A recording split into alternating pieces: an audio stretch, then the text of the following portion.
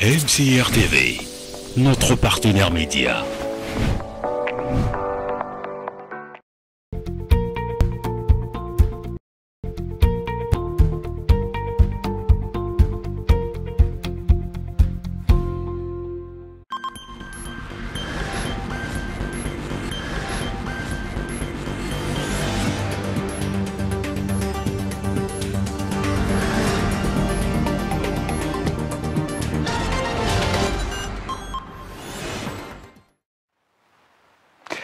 Chers téléspectateurs de MCR TV NF, mesdames, messieurs, vous faites bien de vous connecter sur la bande 345 de Canal+ pour vous informer.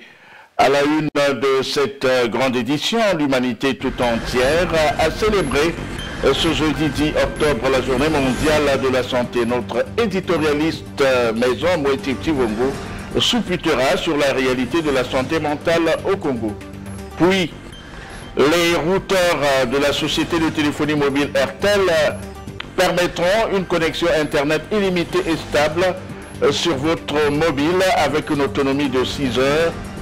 Ces structures nouvelles sont désormais disponibles. Le lancement officiel de ces offres de routeurs a été fait ce jeudi 9 octobre à Brazzaville par le DG d'Airtel Congo. Enfin, nous reviendrons dans cette édition sur la clôture hier de la 6e session ordinaire dite administrative du conseil départemental et municipal. Dans une poignée de secondes, les détails.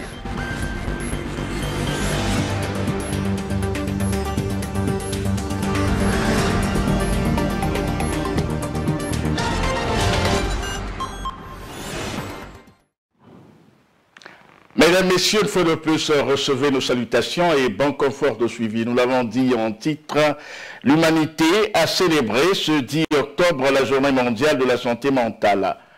Un domaine de la santé publique encore très mal connu dans les pays en développement, mais qui est à l'origine d'un taux de mortalité élevé. Il est temps que les pouvoirs publics fassent un peu plus attention sur la prévention de la santé mentale dans l'élaboration des politiques publiques sanitaires, un éditorial que nous propose Moeti Tivongo.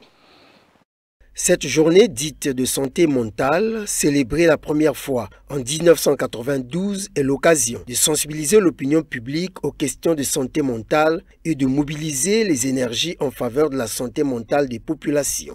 Il ressort des statistiques de l'OMS, Organisation mondiale de la santé, que toutes les 40 secondes, s'il vous plaît, une personne met fin à ses jours. Et chaque année, l'on dénombre pas loin de 800 000 personnes qui mettent fin à leur jour. Et d'autres, plus nombreuses encore, passent tout près de la mort par une tentative de suicide. En effet, sans santé mentale et sans bien-être, il n'y a pas de vraie santé. C'est dire combien la santé mentale occupe une place de choix dans le bien-être dont doit jouir l'humanité. Pour comprendre l'importance de la santé mentale dans la vie, il faille d'abord comprendre le rôle de la santé mentale dans notre organisme. La santé mentale en médecine est l'aptitude du psychisme à fonctionner de façon harmonieuse, agréable, efficace et à faire face avec souplesse aux situations difficiles en étant capable de retrouver son équilibre. Les situations difficiles, le Congo en traverse. À en croire sa définition, comment ne pas réaliser son importance pour en faire une des priorités de santé publique dans l'élaboration des politiques publiques de prévention sanitaire, déjà que nos hôpitaux manquent des sachants en matière de santé mentale, le cas des psychiatres. Et puisque l'État, garant de la santé publique, n'en vulgarise pas, même quand il peut y avoir un psychiatre dans un hôpital, il n'est pas certainement souvent consulté comme les autres médecins. Et nombreux ne veulent pas en devenir, alors que tous ou presque sommes des grands malades mentaux qui s'ignorent avec la foultitude des problèmes socio-économiques que nous vivons au quotidien depuis l'enfance. Tenez, pas d'eau, pas d'électricité, pas d'essence, pas de gasoil, pas de pétrole, pas de transport, pas de route, pas de pension, pas de bourse d'études, pas de permis de conduire, pas de passeport, pas de carte nationale d'identité, Le sucre a augmenté. Le ciment, c'est souvent le cas. Vous pouvez compléter la liste. Et pourtant, ceci doit être à l'origine de bien des problématiques mentales, à l'instar de la pression constante, de la dépression, des défis quotidiens à relever, déjà même pour le manger, trop de calculs, le stress, l'anxiété, des expropriations impayées après plusieurs années. Et j'en oublie forcément, susceptibles d'entraîner à la folie ou toute autre pathologie jusqu'à la mort, que nous ne savons qu'attribuer à la sorcellerie. Nous vivons une époque où la santé mentale est aussi essentielle que la santé physique, sachant que notre équilibre mental mérite attention et soin. Les pouvoirs publics doivent agir pour une meilleure prise en charge de la santé mentale dans notre pays. C'est désormais possible, à partir de 25 000 francs CFA, vous pouvez avoir une connexion Internet illimitée, mobile et stable, grâce au routeur de RTL Congo, dont l'autonomie est de 6 heures du temps. Le directeur général de RTL Congo a lancé officiellement ses offres de routeur ce jeudi à Brazzaville. On fait le point avec notre correspondant local, Stayel Ankari. Dans le but de permettre à ses abonnés d'avoir une connexion illimitée, la société de téléphonie mobile RTL a présenté le 10 octobre à Brazzaville son nouveau produit. Il s'agit des routeurs à connexion illimitée qui viennent de démocratiser ce secteur de l'Internet, comme le précise Djibril Tob, directeur général de RTL Congo. Nous avons mis sur le marché un routeur de dernière génération, un routeur fiable, stable, qui offre une autonomie de plus de 6 heures. C'est-à-dire quand vous êtes avec la batterie et que vous n'avez pas d'électricité, vous pouvez l'utiliser pendant 6 heures. Et en plus, on a des forfaits adaptés à toutes les formes d'utilisation. Vous avez un premier forfait à 25 000 qui vous donne 500 gigas. Je dis bien 500 gigas, donc qui est quasi illimité. Et vous avez des forfaits à 40 000 qui vous donnent 2,5 Tera. Ça fait 2500 gigas. Et ce routeur, il peut prendre jusqu'à 32 utilisateurs. Donc c'est révolutionnaire. Il est stable, il est fiable, il est autonome et il est rapide. Il est disponible dans les boutiques RTL, chez nos partenaires, au niveau de nos kiosques, au niveau de nos AMB, les RTL Mani boutiques, etc., etc. Quels sont les avantages de ce nouveau routeur conçu pour offrir aux clients une connexion fluide, rapide et illimitée? Gilda Senga donne quelques précisions. Avec 25 000 francs CFA, nous proposons un forfait Internet de 500 gigas. Plus un bonus de 50 gigas à la fin de la consommation de ce forfait. En plus, l'abonné recevra sur son numéro RTL 1 giga d'Internet plus 30 minutes d'appel vers RTL. Deuxième proposition, avec 30 000, nous proposons un forfait de 1500 gigas. Et enfin, nous avons avec 40 000 francs seulement la possibilité d'avoir 2500 gigas, avec 50 gigas à l'expiration des 2500 gigas si vous êtes fort. Et sur votre mobile, vous recevez 3 gigas, s'il vous plaît, avec 120 minutes d'appel vers RTL. Après avoir remercié ses clients à l'occasion de la célébration de la Semaine internationale de la clientèle, Djibril Tob a donné l'aperçu des grands projets futurs que cette société entend développer afin d'être encore plus proche de ses abonnés. L'actualité en rappel débuté le 30 septembre dernier, la 6e session ordinaire dite administrative du conseil départemental et municipal de Pointe-Noire s'est clôturée mercredi 9 octobre 2024 dans la salle de mariage de la mairie centrale. Une session clôturée sous l'égide de la présidente du dit conseil, Evelyne Tchitchélé. Je vous propose de suivre un extrait du communiqué final sanctionnant les travaux de cette 6e session. Pour répondre à cette recommandation, le bureau exécutif du conseil départemental et municipal de Pointe-Noire, au cours de cette session, a présenté le projet de contrat de concession de services de pompes funèbres avec la société de sépulture SOCET et la délibération s'y rapportant. Ceux-ci ont été adoptés à l'unanimité avec amendement. 5 chefs d'entreprise sélectionnés pour l'exécution des travaux lancés en février 2024 par le président de la République ont été invités à présenter aux conseillers leurs différents projets. Il s'agit des entreprises ci-après. CRBC, lot numéro 1 pour le tronçon hôpital de Luanjili, rond-point Tister, Chikaya, sur une longueur de 4 km, et le lot numéro 2 pour le tronçon rond-point Tister, Chikaya, rond-point Patra, pour une longueur de 7,8 km. Socofran, lot numéro 3 pour ceux des travaux sur l'avenue Antoinette Sassou Nguesso sur 800 mètres. MBTP, lot numéro 4 pour la réalisation du boulevard Denis Sassou Nguesso du rond-point de la Victoire à l'avenue de l'Indépendance à Tchétché. SMGC, lot numéro 5, rond-point de la Liberté à l'avenue Jean-Pierre Tister Chikaya. Clôturant les travaux de cette 6e session ordinaire dite administrative du Conseil départemental et municipal, la présidente de cette institution, Evelyne Tchitchelé, a appelé les distingués conseillers à faire bloc autour du devenir de la ville de Pointe-Noire et de ses habitants. Suivez.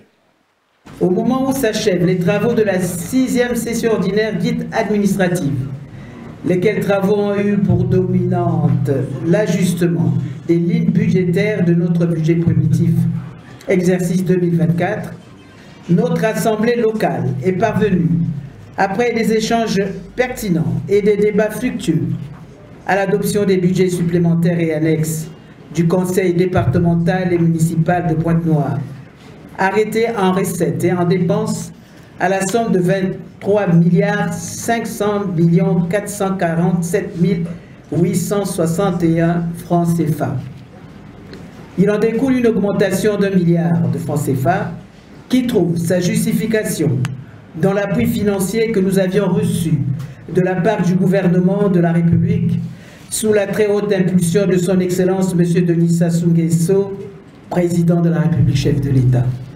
À la lumière de cette décision modificative, il est impératif de nous y employer, tous et chacun, à l'effet d'aboutir à l'établissement de nos comptes administratifs et de gestion à l'exercice clos et garantir in fine le devenir et la prospérité de la ville de Pointe-Noire et de ses habitants. L'association Bana OCH, le quartier d'abord, a fait don de kits scolaires et de fournitures de bureau à l'école primaire Charles Miningou ce jeudi 10 octobre 2024. Un don des anciens habitants de l'OCH basés en France. On fait le point dans ce reportage que signe Triblan Gaïbou. Ce sont près de 400 élèves du CP1, CEM2 et les meilleurs des classes intermédiaires de l'école primaire Charles Miningou, située à l'OCH à Pointe-Noire, qui ont reçu sacs, cahiers, règles et autres kits scolaires. Je dis merci à l'association pour ce que nous ont donné pour la rentrée. Beaucoup des enfants avaient besoin de ce sac-là, mais nous allons faire simplement. Vraiment merci pour lui. Une série de remises entreprises par l'association Bana OCH, le quartier d'abord, parrainée par l'honorable Maurice Mavungu, qui a aussi fait don des fournitures de bureau aux directions des deux vagues. L'association Bana OCH, le quartier d'abord, est née du désir de nos compatriotes, anciens habitants de l'OCH, aujourd'hui résidant principalement en France, de contribuer activement au développement de notre communauté. Nous partageons tous un objectif commun, celui de lutter contre l'analphabétisme et l'illettrisme, des fléaux qui entravent la progression et l'épanouissement de nos enfants. L'éducation est un droit fondamental et à travers nos actions, nous aspirons à garantir à chaque élève une égalité des chances. Action expliquée par le représentant de la dite association dont le bureau est composé des anciens de l'OCH basés principalement en France. Nous, membres de l'association Bana OCH, nous avons été élèves ici à l'école Charles Miningou et nous avons estimé qu'il fallait aussi tendre donc la perche aux enfants, aux élèves qui sont là à l'école Charles Miningou pour les encourager au travail, pour éviter à ce que ces enfants-là sombrent dans le vice, donc au dérapage, à tous les maux qui gangrènent la jeunesse. Geste salué par quelques anciens du quartier. C'est une bonne initiative. Ils ont commencé, il faut qu'ils continuent. Je suis très content de ce grand geste. Vraiment, c'est un truc à féliciter. C'est comme on dit les frères de l'autre côté, que ça ne s'arrête pas par là. C'est juste un premier geste. On verra ce qu'on peut faire plus. Notons que l'association Bana OCH Le Quartier d'abord entend pérenniser de telles actions sociétales avec l'ouverture prochaine d'une salle informatique.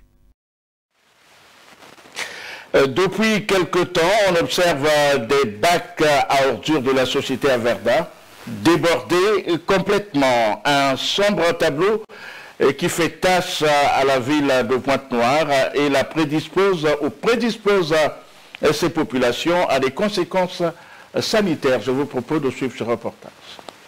L'on se croyait devant une vaste décharge sauvage parsemée de tas d'immondices en putréfaction. C'est juste une illusion. Nous sommes bien à Pointe-Noire, ville économique, où les bacs d'Averda débordent au point de susciter la désolation des citoyens.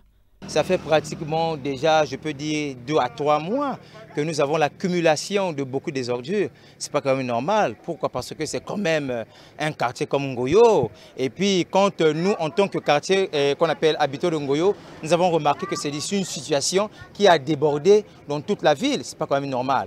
Maintenant, nous voulons que l'État puisse prendre sa responsabilité pour essayer un peu de résoudre cette situation-là. Parce que ça devient comme une situation à répétition partout. Ce n'est pas seulement dans Ngoyo, c'est dans tous les quartiers, là où est-ce que nous avons débordement des ordures. Là, nous sommes en saison de pluie. Maintenant, la question reste de savoir, est-ce que les agents d'Averda vont reprendre le boulot pour essayer un peu de remédier à cette situation? Pour moi, je me dis que c'est un fiasco qui se passe. Parce que déjà, c'est des gens qui ramassent des ordures. C'est un travail qui est vraiment très difficile. Ce n'est pas un travail insupportable. Pour moi, normalement, on devait leur prioriser, leur donner une priorité. Mais entre-temps, c'est des gens comme si c'était des travailleurs négligés à leur sort. C'est comme si c'était des gens qui n'avaient pas de valeur. Là, on venait de payer les fonctionnaires. Mais normalement, en payant les fonctionnaires, automatiquement, les salaires des agents d'Averda devaient passer directement aussitôt. Le constat fait depuis quelques semaines préoccupe même les pouvoirs publics qui avaient pourtant annoncé la levée de la grève des éboueurs de la société Averda. Hélas, le problème demeure entier jusqu'à présent. De quoi se poser la question de savoir si cette taxe que paye le contribuable congolais ne se prélève plus à la source. Signalons qu'en cette période de pluie, ces décharges d'Averda peuvent engendrer des maladies dues à un environnement pollué.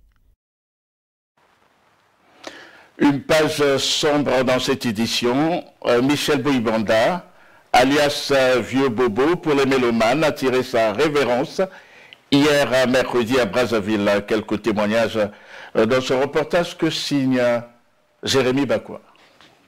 C'est une riche et longue carrière musicale qui démarre en 1958 à Léopoldville, aujourd'hui Kinshasa en RDC, que Michel Boibanda a réalisé. D'abord avec la création de Negro Band, puis son intégration à Loke Diaz dans les années 60, aux côtés de grand maître Luambo Makiadi Franco jusqu'en 1977.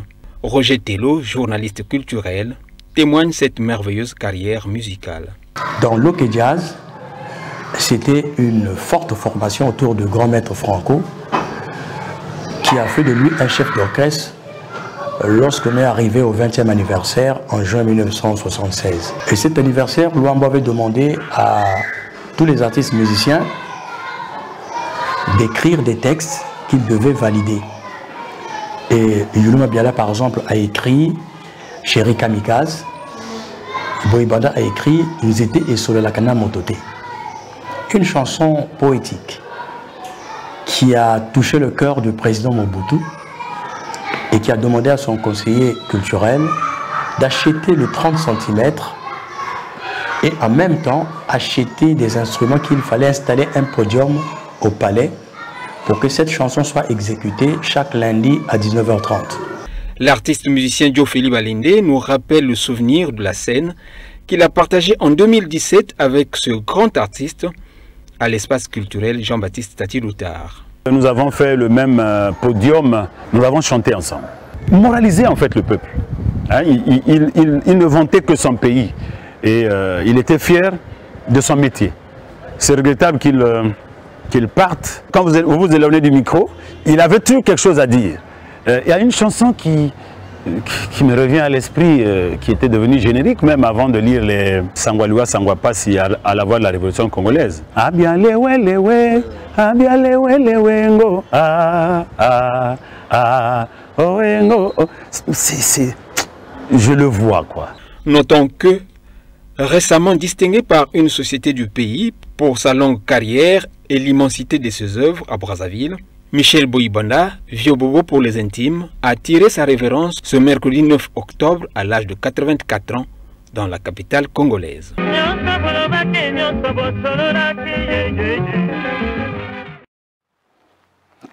Sur le plan international, l'actualité nous conduira en République démocratique du Congo où le pays a été élu au Conseil des droits de l'homme, puis au Tchad où les inondations persistent avec de fortes pluies diluviennes. En Égypte, où le ministre des Affaires étrangères dément les allégations du Soudan sur des frappes aériennes que le pays aurait menées contre ses forces paramilitaires. Les détails dans ce condensé de la rédaction commenté par Amélia Baker. La RDC, officiellement élue mercredi au Conseil des droits de l'homme à Genève, aux côtés du Bénin, de la Gambie et de l'Éthiopie pour le groupe Afrique, malgré la polémique sur les entorses aux droits humains dans le pays. Les 5 pays siégeront pour 3 ans à partir du 1er janvier prochain. Pour la défenseure des droits de l'homme et directrice exécutive de l'ONG Afiamama, Annie Maudit, les autorités congolaises ont à la fois une responsabilité et une opportunité de prouver des progrès en matière des droits humains pour tous.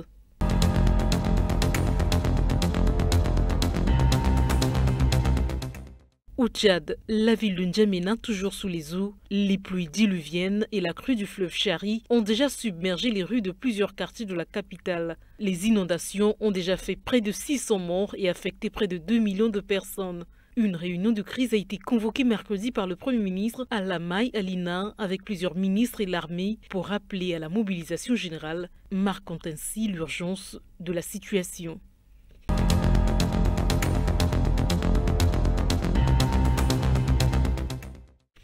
L'Égypte dément les allégations du chef des paramilitaires soudanais, l'accusant d'avoir mené des frappes aériennes au Soudan contre ses forces en guerre depuis le 15 avril 2023 contre l'armée régulière de ce pays. Dans un communiqué, le ministre égyptien des Affaires étrangères demande des preuves au général Edmeti et une enquête de la communauté internationale. Ces allégations interviennent alors que l'Égypte a pris des mesures intenses pour mettre un terme à cette guerre, indique-t-il.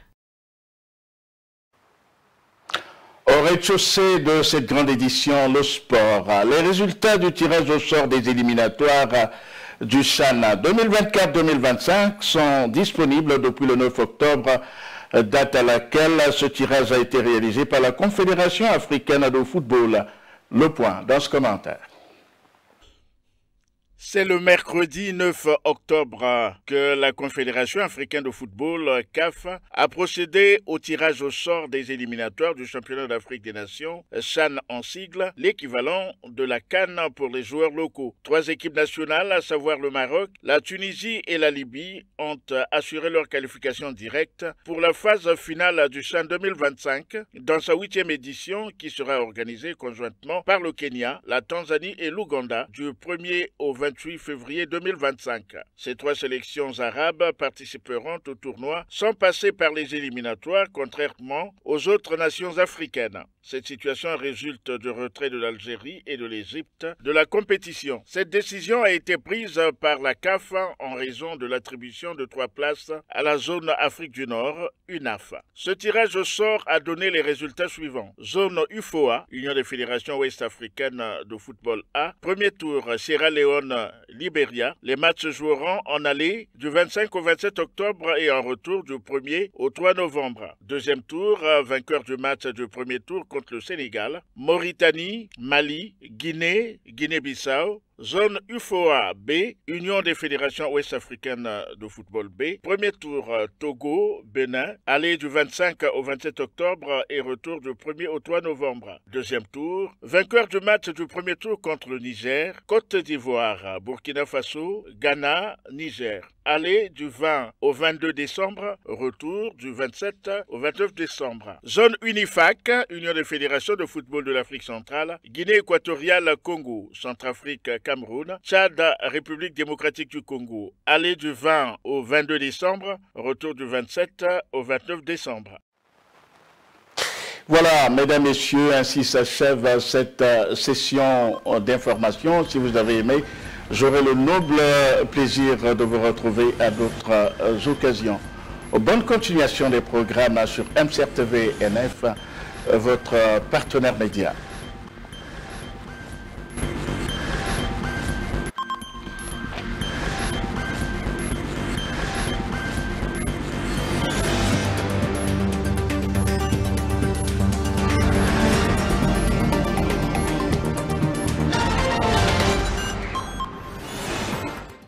MCR TV, notre partenaire média. MCR